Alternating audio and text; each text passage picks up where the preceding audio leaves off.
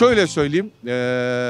Şimdi diyecekler ki Kürt okulları, Kürt seçmeli dersleri sunduk diyecekler. Doğru mudur? Ama her bir çalkantıda baktığında hemen belediyeliklerdeki Kürtçe yazılara, tabeladaki yazılara saldırıyorlar. Doğru mudur? Baktığında bunlar doğrudur. Şimdi en başta bu devletin yenmesi lazım en başta. Yani Kürt'ü kabullenmesi lazım. Burada yaşayan bir halk var. Bu halkın isteklerini yerine getirmesi lazım. Etrafımıza baktığımızda İngiliz Time'lar, bak KUA bilmem neler, İngiliz okulları, Amerikan okulları baktığında açabiliyorlar. Ama bir tane iş adamı çıksın desin ki ben Kürt Üniversitesi açacağım veya Kürt Lisesi açacağım. Hemen anında o adama maliye, işte ne bileyim devlet baskısı, şunlar bunlar sunuyor. Eğer ki bunları atlatamadıktan sonra bu süreç neye yarar ki? En başta bunu atlatalım. Eğer elin Amerikası, İngiliz'i, Fransız'ı gelip buyurun bakın, Fransız okulları yok mu? Var. İngiliz okulları yok mu? Var. Neden bir Kürt okulu yok?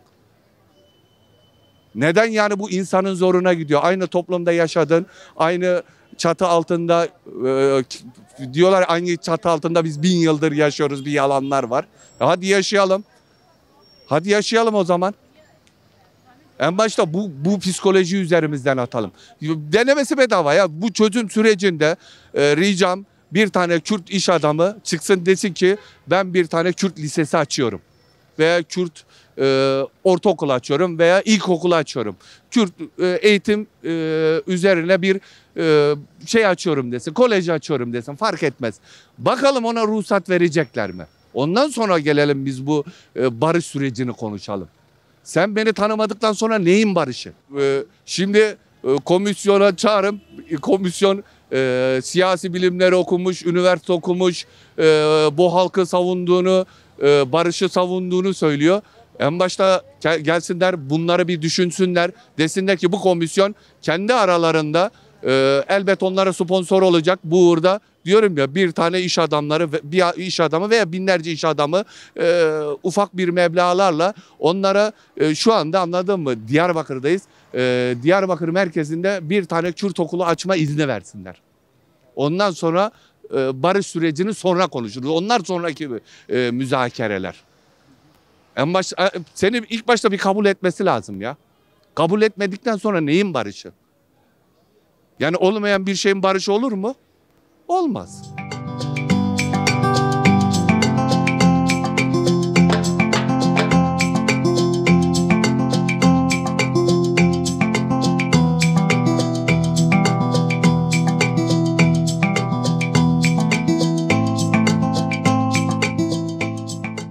Şu an yani %100'lük biz bir aktif bir şey görmedik mesela. Evet, %50, %60'lık falan bir şey oldu. Silahlar falan indirildi mesela. Yani bu gözle görülen güzel şeyler, mutlu edici şeylerdir. Biz bu konuda mutlu olduk. Ama bundan sonrası önemlidir mesela. Hani biz bu silahları indirdik ya mesela. Biz bu silahları indirdik. Ama bize ne vaat edildi? Önemli olan bunlar. Bunlar bir kağıt üzerinde bir şey biz görmedik ya da bir konuşmada biz bunları görmedik. Önemli olan bunlardır. Silah indirmek kolaydır bugün. Silah gömmek kolaydır. Önemli olan bu süreçten sonra bir kanın dökülmemesidir mesela. Ben bugün buradan batıya gittiğim zaman bir ırkçılığa uğramamamdır mesela. Ben buradan mesela Bursa'ya gittiğim zaman, markete gittiğim zaman sen Kürtçe konuşuyorsun, sana bir şey satmıyorum dememelidir mesela. Her şey şeffaf olmalıdır artık. Sen bugün nasıl Yezidiysen ben de bugün Müslüman olmalıyım. Aynı şey, yani bir farkı olmamalıdır. Öncelikle mesela size az önce dediğim gibi kağıt üzerinde mesela bu barış içerisinde ne var mesela? Anlaşmada ne var? Şimdi biz bugüne kadar bu kadar milyon Kürt bu savaşı verdik mesela, değil mi? Bu kadar kan döküldü. Biz bunu kağıt üzerinde görme bir hakkımız mesela var, değil mi? Diyarbakır'a mesela biz Ahmetspor maçına gittik. Kürtçe şey yazıyordu, değil mi? Biz TFF tarafından ceza yedik. Onun olmaması lazım. Komisyon bunun üzerinde çalışması lazım. Komisyon, bugün benim annem Türkçe konuşmayı bilmiyor ya mesela. Hastaneye gittiği zaman bu konuda sıkıntı görmemesi lazım. Irkçılığa uğramaması lazım. Komisyon bunu mesela ciddileştirmesi lazım. Kağıt üzerinde mesela bunlar çalışması lazım. Kesinlikle görüşmesi lazım. Ya bu konuda onunla görüşmesi lazım. Çünkü bütün yetkiler onun elinde mesela. Eğer o bugün bir şey yapabiliyorsa o yapabilir. Tamam, evet, biz de önemliyiz burada. Biz de önemliyiz ama bugün her şey onun elinde. Onun da mesela bu konuda elini taşın altına koyması lazım. Irkçılık olmamalı. Okullarda artık Kürtçe dersler vermelidir. Yani bugün nasıl bir esnafın tabelasında Türkçe, Arapça, İngilizce yazılıyorsa Kürtçe de yazılmalıdır. Ben ana dilim Kürdüm. Ben Kürtçe de okumak istiyorum bu ülkede mesela. Onun için çağrım budur onlara.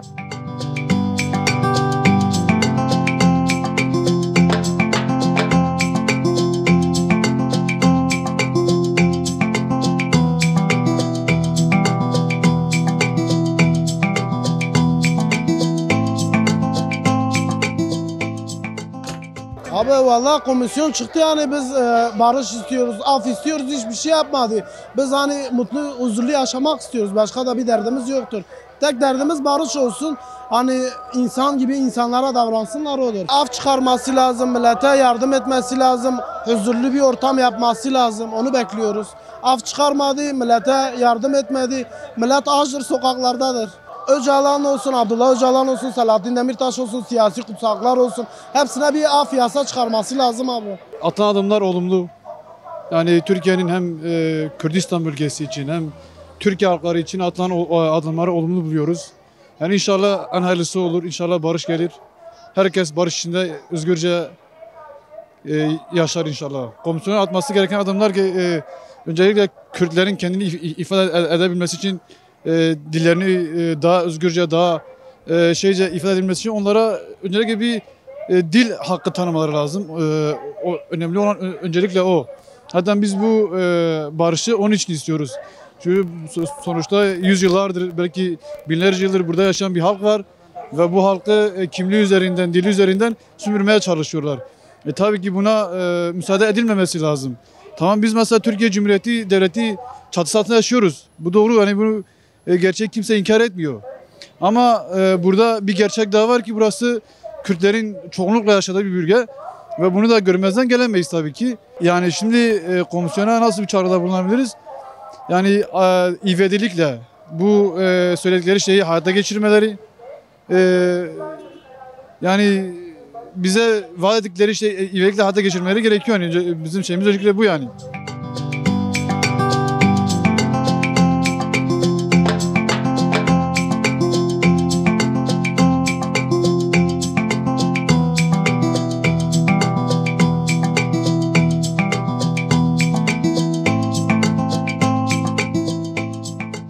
Ya komisyondan beklentilerimiz şudur, olumlu adımlar atılmasını istiyoruz.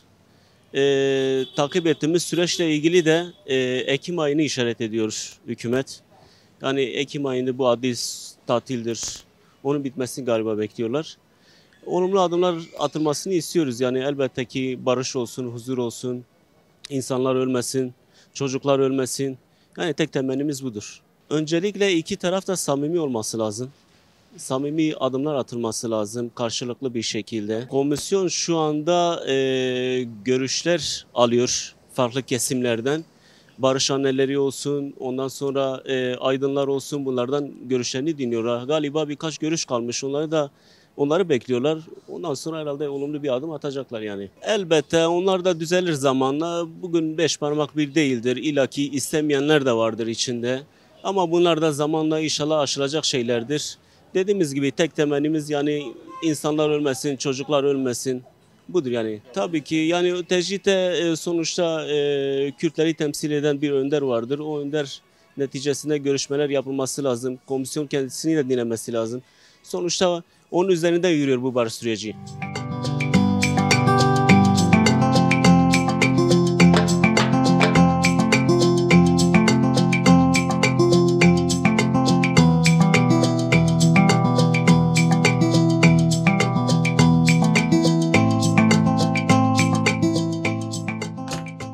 Ya ben tamamıyla yani sadece barıştan söz ediyorlar.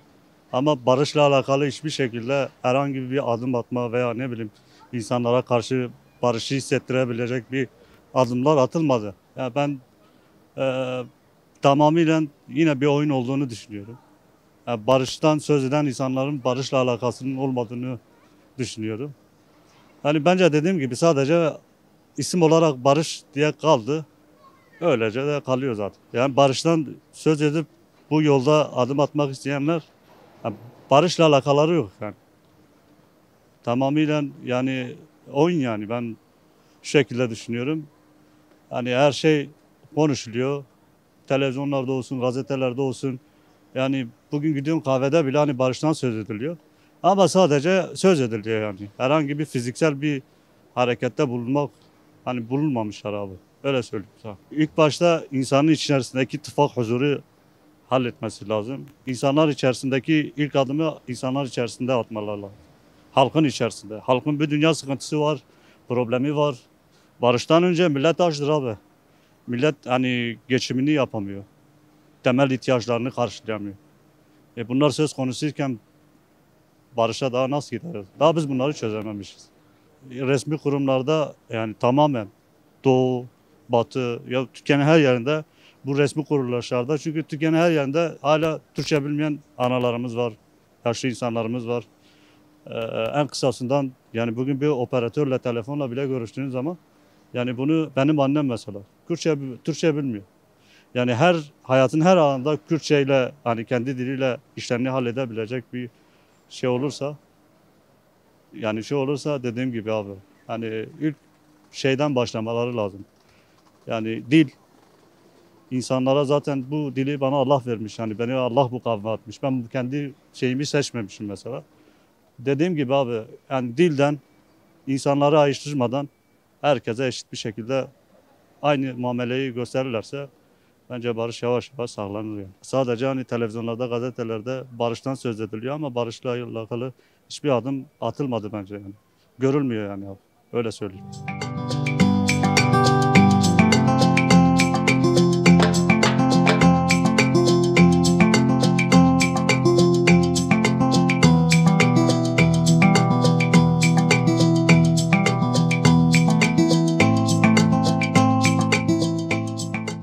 Yani samimi bir şekilde ilerlerse komisyonun ben bir sonuç getireceğine inanıyorum ama şu an karşılıklı bir şeyler beklendiği için herhangi bir adım atılmadığını görüyorum. Yani buradaki insanların da hepsi öyle düşünüyordur.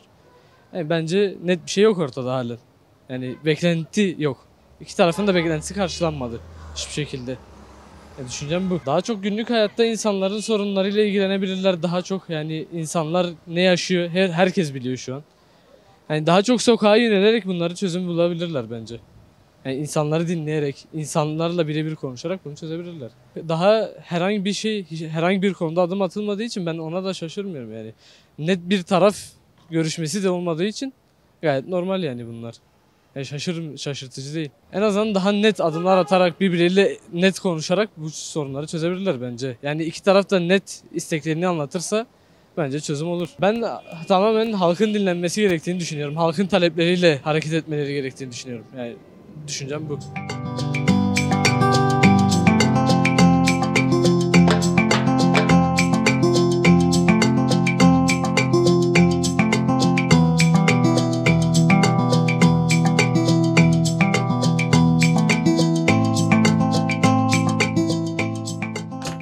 Aslında devletin sorunları çözmek için mecburiyetten yani kurduğu çözüm yollarından biri. Bizim isteğimiz sadece her şeyin barış içinde kalması.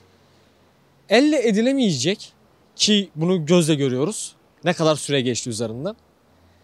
Bana kalsa ne Kürt sorunu çözülür ne barış sorunu çözülür. Çünkü ben senin bugün iyiliğini istemiyorsam ya ben kardeşim memlekettim dediğim insana iyiliğini istemiyorum ki. Nasıl barış sorunu çözülsün? Şu an İran Gapar Dağı'nda benim vatandaşım var. Ben Kürdüm. Benim orada akrabalarım var. Yaşanması benim için sıkıntı. Onu burada görmek, selamlamak da benim hoşuma gider. Ama benim Türk kardeşim de var. Biz kardeşi kardeşe kabul ettiremiyoruz. Komisyon bu zamanda bir şey yapamaz. Şimdi şöyle söyleyeyim. Geçmişte adamları aşıladılar. Dediler ki Türklük var, Kürtlük yok dediler. Adam onu kabul etti. Adam gelmiş şimdi 80-90 yaşına.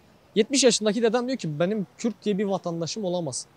Çünkü zamanında 2000'lerde 1990'larda biz adama bunu kabul ettirdik. Kürtçeyi yasaklattırdık. Bu şekilde çözemez. Gelip görmediği şeyi çözemez. Gelip görsün ki çözsün. Ötesi yoktur hocam. Her iki taraf için de çok zorlu bir şey olacak. Kimi dağdan inecek, kim de ya tüm hayatı boyunca dağda kalmak zorunda kalacak. Ya olacak ya olmayacak arasında kalmışlar. Çözümü için tek bir şart var. Kabullenmek. Senin yaşadığın ülkeyle benim yaşadığım ülke aynı iş. Aynı toprak. Sen de canını verebiliyorsan bu toprak için ben de veriyorum. Ben bundan bahsederim. Çözümü olan şey de basittir. Bir yerde güzellik varsa, samimiyet, duygu varsa ve eğer sen ona kardeşim diyebiliyorsan barış her zaman vardır. Bu hiçbir zaman değişmez.